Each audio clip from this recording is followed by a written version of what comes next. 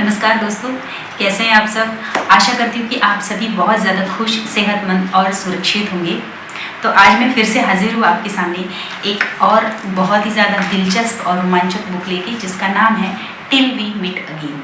ये एक English book है जिसे एक ब्रिटिश राइटर लेस्ली पर्से नाम की लेखिका ने लिखा है। और सच मानिए, ये बुक पढ़ने के बाद मैं इस राइटर की इतनी बड़ी फ़ैन हो गई हूँ कि इन्होंने और भी जितनी बुक्स लिखी है उन्हें मैं ज़रूर पढ़ना चाहूँगी। तो बात करते हैं बुक की। तो बेसिकली बुक की कहानी है दो सहेलियों की। ब्रिटेन की एक छोटे से गांव में रहने वाली शांत सीधी सादी सी सुजैन और समर वेकेशन के लिए अपनी मासी के यहाँ उसके गाँव आने वाली फ्री स्पिरिटेड कॉन्फिडेंट सी बेथ। इन दोनों की दोस्ती जब वो 10 साल की होती है तब हो जाती है। समर का जो एक महीना रहता है, वो एक महीना ये दोनों बहुत अच्छे से एंजॉय करती हैं, घूमती है, खेलती है, फिरती है। और अगले समर में मिलने का वादा करके बेथ अपने शहर के लिए निकल जाती है। इसी तरह हर साल का समर वो अगले 5 साल तक बराबर से एक साथ बिताती हैं। और ये जो दिन होते हैं उनके लिए बहुत ज़्यादा प्रेशियस है, बहुत ज़्यादा ख़ास है। बचपन से लेके टीनेज तक का सफ़र वो ऐसे ही पूरा करती है। और जो बीच के दिन होते हैं वो अपना जो दोस्ती है वो लेटर्स के ज़रिए चालू रखती है। लेटर्स का सिलसिला चालू रहता है। दोनों की फैमिली बाहर से बहुत ज़्यादा परफेक्ट और आइडियल लगती है, लेकिन बहुत ज़्यादा लूपहोल्स हैं दोनों की फैमिली में। लेकिन दोनों ही अपनी फैमिली के सीक्रेट्स कभी एक दूसरे को नहीं बताती हैं। लेकिन फिर डेस्टिनी में ऐसा कुछ होता है कि दोनों का एक दूसरे से मिलना जुलना टोटली बंद हो जाता है। बेथ अपनी मासी के यहाँ आना बंद कर देती है और जिस वजह से इन दोनों का मिलना बंद हो जाता है। लेकिन लेटर्स के ज़रिए ये दोनों अपनी दोस्ती कायम रखती है। दोस्ती का सिलसिला इनका चालू रहता है। अभी इनकी जो पर्सनल लाइफ है इसके बारे में अगर बात करें तो सुजान की घर में उसकी ग्रैनी है जो एक लंबी बीमारी से जूझ रही है और जिसकी देखभाल के लिए उसकी मम्मी हमेशा व्यस्त रहती है। और बहुत दिनों तक उसकी ग्रैनी की तबीयत ख़राब ही रहती है और जिसके चलते उनका देहांत हो जाता है। लेकिन उसके बाद उस बेचारी की माँ को स्ट्रोक आ जाता है, जिसकी वजह से 19 साल तक सुजान को अपनी माँ की देखभाल करनी पड़ती है। सुजान के जो पिताजी है और सुजान का जो भाई है बहुत ज़्यादा इग्नोरेंट है उसके लिए, जिन्हें सुजान के लिए बिल्कुल भी हमदर्दी नहीं है। वही बेथ की पर्सनल लाइफ के बारे में बात करें तो बेथ के जो पापा हैं वो बहुत ज़्यादा टॉक्सिक हैं। अपनी बीवी को छोटी छोटी बातों के लिए मारते पीटते रहते हैं, जिसकी वजह से बेथ अपने पापा से बहुत ज़्यादा नफरत करती है। लेकिन यही है कि लेटर्स में ये लोग कभी इन बातों का जिक्र नहीं करते हैं।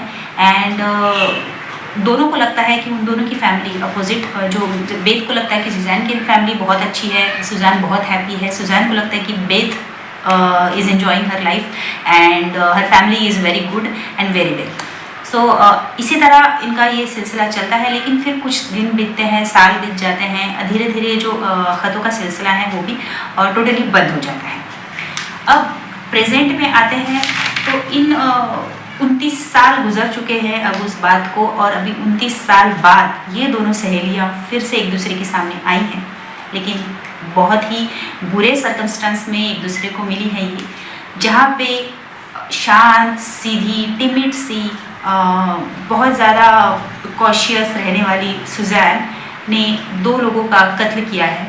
जी हाँ, अपनी पर्सनालिटी के बिल्कुल अपोजिट काम किया है सुजैन ने, और जिसे डिफेंड करने के लिए आज एक अच्छी सक्सेसफुल बनी हुई लॉयर बेथ उसके सामने हाजिर है। तो ऐसे सर्कमस्टेंस में ये दोनों अभी मिले हैं एंड बेथ को सुजान को डिफेंड करना है। साथ ही साथ पास्ट की जो बातें हैं दोनों की, सुजान की ज़िंदगी में इतने साल में क्या हुआ, बेथ के साथ क्या हुआ, क्यों सुजान एक इतनी अपोजिट अपने कैरेक्टर से बिहेव करके किलर बन गई, और बेथ जो इतनी फ्री स्पिरिटेड थी, इतनी कॉन्फिडेंट थी, क्यों इतना डिफेंसिव और रिजिड हो गई है अपनी लाइफ में। ये सारी चीज़ें धीरे धीरे इस बुक में पता चलती हैं। दोस्तों, इस बुक में बहुत सारे लेयर्स हैं, बहुत सारे सीक्रेट्स हैं, रिश्तों की कॉम्प्लिकेशंस हैं, ट्रेजेडी है, पेन है, इंटीमेसी है, प्यार है, फ्रॉड है।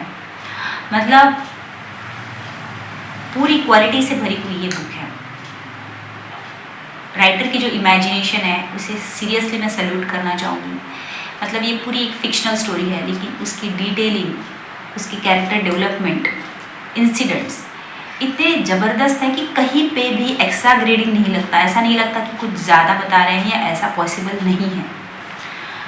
और to be very honest, I am still stuck with this book. I mean this book is very much gripping, very much involving, that इससे ओवरकम होना बहुत ज़्यादा इम्पॉसिबल रहा मेरे लिए।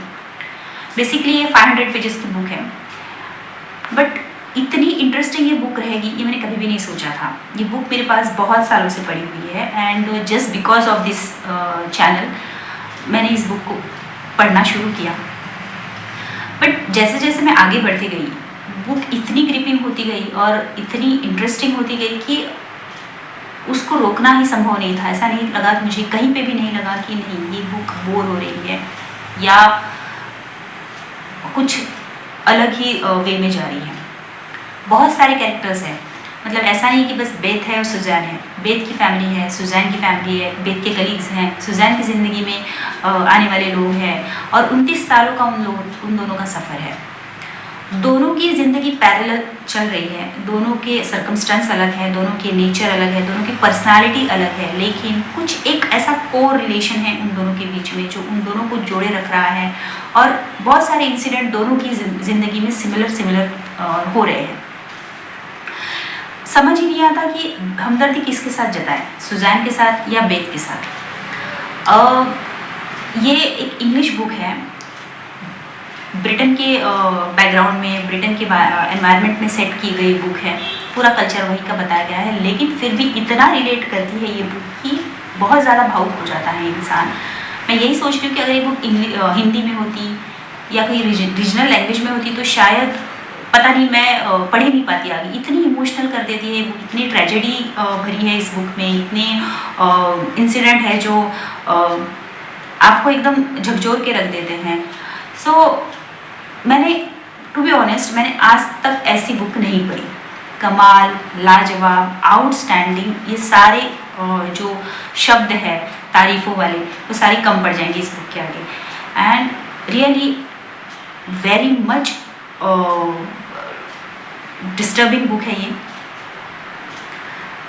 दोस्ती के मायने, मतलब बेथ और सुजैन के बीच की जो दोस्ती है कितनी हाई लेवल की है, कितना उन दोनों में म्यूचुअल अंडरस्टैंडिंग है, एक दूसरे के साथ प्यार कायम है।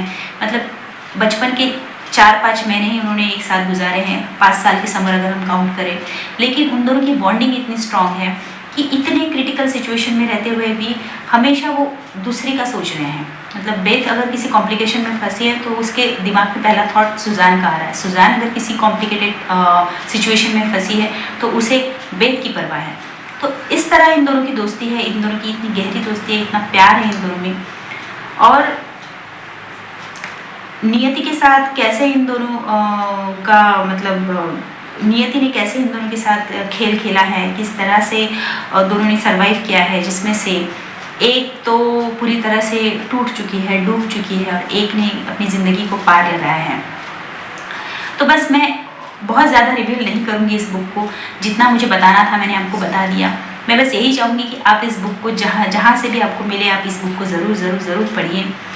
और सीरियसली कमाल बुक है। और बस इसी के साथ अलविदा कहती हूँ मैं आपको। Thank you so much. मैं हूँ दिव्या आर्या, मिलूँगी आपको नेक्स्ट वीडियो में। तब तक के लिए अपना ख्याल रखिए। Bye bye, take care.